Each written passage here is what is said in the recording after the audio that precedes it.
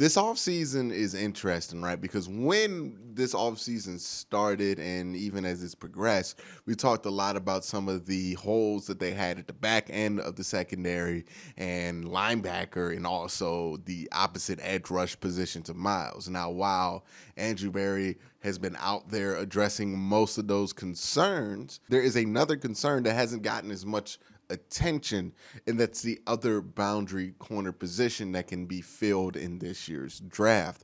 Now, yes, the Browns have options like Greedy Williams. They can go out and sign a Richard Sherman or something like that, but the draft seems to be where they're locking into getting that extra boundary corner. And now that that's the case, now that the Browns are locking in, we have to look at the people who might be available. And one of my favorite players in this draft is also somebody who has the possibility to slip past 15 and maybe might be available for the Browns to trade up for, and that's Jaycee Horn. So I'm going to jump into the film room and do a breakdown on him. But before I do that, I want to make sure you guys hit that like button, hit that subscribe button, and ding that notification bell so you don't miss any content coming up, but also so you don't miss the two-day event, right? The two-day NFL draft watch along. Come watch the draft day 1 and day 2 with me on this channel. And to make sure you don't miss it, make sure you're subscribed. Make sure you're notified. It's going to be a blast. We're going to be reacting to things. We're going to be reacting to Mac Jones going in the top 10 or whatever silliness happens. Also, while tracking who the Browns should take, who's available, and also what the rest of the AFC North does. So a lot of fun's going to be had on that live stream. Make sure you're subscribed. Make sure you're notified and be checked in for that. Also, I have to give a shout out to the patreon.com dog check tier members. And as always, I start with Michael Matique, the most dangerous man in Cleveland, DJ Marino V, Cleveland Cart, Matt H, Greedy Shoulder, Gemini, Liam Freeman, Fight Dirty 74, Yo, Matt Lloyd, Paul Wilcox, Hundo, Magnifico, Rob Ferron, Kyle Stouffer, Lukey from Munich, Deveroff, J Guy 101, Musty Taco, Joe Bobby, Brad Cabo, Dylon W, James McGinty, Arinda Hall, Rex Kaufman, Chad Gimme, David Maldonado, Andrew Sadeo, Dylan Hill, Josh Bendor, Jalil Salim Jr., Martha Crustnut, Mark M, TJ Showman, Stuart Moore, Bubba Regretti, Anthony O, Cleveland BCI, Robert Jermaine Jr., Dave Mike May, John Cummings, Andrew Hirsch, Curtis Bear, Batman Rush Sharir, Barack Kumar, John Albert, Beerman 069, Masayua, Buds of Roland, James Nemo, Mac House, Reeve Hurst, Philip Wilcoxon, Marie Vivert, Keith Anderson, Sean Barron, Goggles Bizzano, Corporal Nick Lopez, Don Godzillo, Nick Nasty, Ian Williker, Colin 216, Anthony Latham, Christian Madbon, Dave Strong, Michael Stone, Soul Train, Charles Work, Billy, Michael Holdernack, Moose Gentry, Austin Z, Mark Burnett II, Andre Griffin, Otis Wolf, IT Rex, Greg Ehlers, Austin Boland, Kirkabard, Jesus Serrano, Chris Fawn, Pickdown, Browns Backers, Mark Kahn, Johan Hilf, Kevin Johnson, Max Aldojo, and Water Bear Marketing. Again, guys, thank you so much for the support. It means a ton, whether it's on YouTube, Twitter, Patreon, however it is that you show love and support to me. I definitely appreciate it. But now let's talk about Jaycee Horn and how he could help the Browns, or if he could help the Browns. Let's look at the film. All right, it's time to look at this Jaycee Horn film, and I'm going to do this a little bit differently than I've done the other ones. I feel like there's a better way to format it than I have done with the other breakdown. So what I'm going to do here is split this up into 2 parts in one video, of course, the pros and the cons, so you can get a more nuanced and full view of the player I'm talking about, whether they're fit for the Browns, and why it is, if it's a player that I've been advocating the Browns should attempt to trade up for at a certain range, why I would make that argument despite some of the flaws, or, you know, why some of these flaws would be too much for me to want to make that argument. So we're going to be talking about Jaycee Horn, defensive back from the University of South Carolina. This is his tape versus Auburn. We're also going to sprinkle in some of his tape versus Florida here later on in this video. And we're just going to let this film play, and we're going to talk about what Jaycee Horn does well. And this is the main thing, right? Whenever you talk about Jaycee Horn, I think this is what people really talk about, which is his ball skills. You notice how not only does he high point the ball, he positions his body around towards the player in order to kind of be able to look at the body positioning of this wide receiver, and then gets his hands around at the right point to deflect the ball. That's about as well as you can play that. And he plays that very well, and he does that consistently, right? This is somebody who has uncanny ball skills and uncanny instincts when it comes to this type of thing, right? When it comes to finding the ball and getting a hand on the ball and also sticking on his man in man coverage. He has uncanny instincts and uncanny ball skills when it comes to that. You're going to see he gets a hand on the ball all the time in this game. It's not even rare when he does. Look at this one right here, and this is probably where he's going to be the best in the NFL, is at the goal line.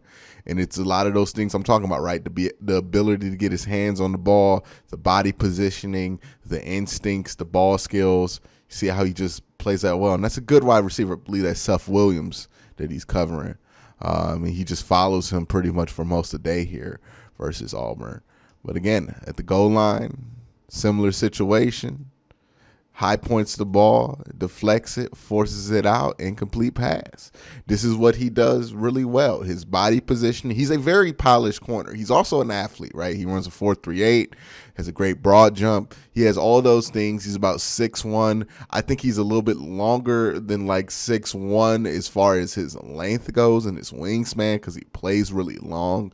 So I think he's a pretty like lengthy DB, and he uses his length really well, especially at the goal line. He's physical. He's willing to press. He's willing to get his hands on you, which can be a negative at times, and we'll get to that. But he's also somebody who can get his hands on the football a lot, and especially in the goal line where the space is condensed and his job is more simple. Just stick on your dude and don't let him get open. This is another example of him just having great ball instincts and hands. He has pretty good hands for a DB. I know the stereotype is for DBs, oh, he's a DB because he can't catch. There are DBs who can catch that don't play wide receiver. The reason is because they're just some DBs who are just born to be defensive backs.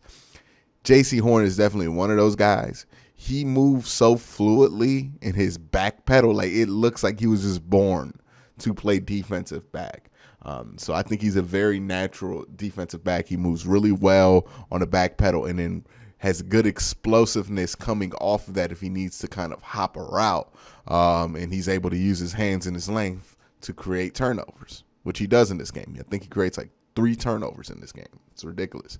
Again, this is more about him being aggressive, him being able to get his hands on the football, and look what happens, right? He gets his hand on this football, boom, pops it out. You know, the other guy's going to get the credit for the interception there, but the credit for that interception should go to Jaycee Horn, right? Because the coverage was there, tight coverage. Don't know why they keep throwing it to him. He uses that length and body positioning to get a hand on that football, pop it up in the air, and good things happen when you do that. Jaycee Horn does this at an elite level. He does this at a very, very high level. And this is why I think he's going to be a good defensive back wherever he goes, because most teams are just going to be smart enough to just put him on the boundary and let him man up on people. Because if he can do that, he'll be fine. He has great speed, good size. He has the length there. He has a couple of things he needs to improve technique-wise and strength-wise. But, like, other than that, you know, he's pretty close. He's pretty polished. He's about as polished as a DB gets coming out of college. So he's pretty well made in that scenario. You got another one here where he uses the boundary well, kind of forces this guy out of bounds.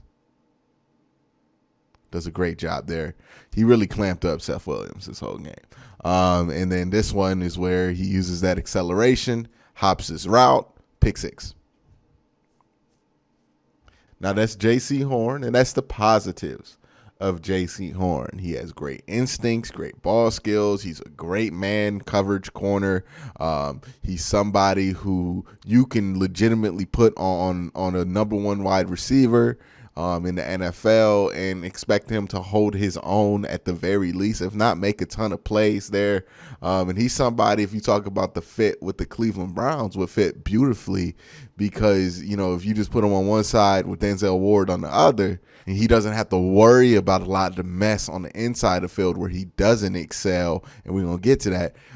That's why I do think he's a good fit, and he's also a bigger defensive back than Denzel Ward. So if you do go up against, you know, your big bigger wide receivers, right? Your Chase Claypools of the world. This is somebody who can kind of negate what Chase Claypool does well, which is high point and get those 50-50 balls. I think he can contest a lot of them. He doesn't win all of those battles, mind you, but he contests really well. The next portion of this is going to be the con, so let's jump into it.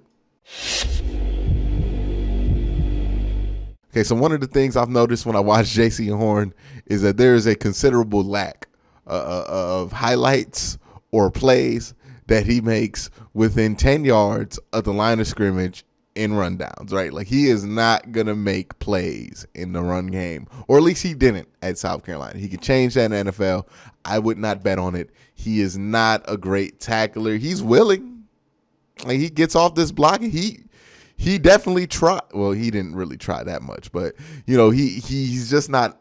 He doesn't have great instincts in the run game. Like, the further away you can get him from the tackle box, the better he's going to be for your defense, because, you know, look, just watching how he plays this run, not a great tackler, doesn't have great technique there to finish it. And he has tunnel vision, which is good when you're talking about man. He's not going to get sucked into picks because he's so aggressive and he will just stick on somebody, but he can get sucked into things like this. This is against Kyle Pitts. I want you to watch him. He's on number 15 here. Ignore the circle. This is from Kyle Pitts film. But this right here, he's right here at the top of your screen.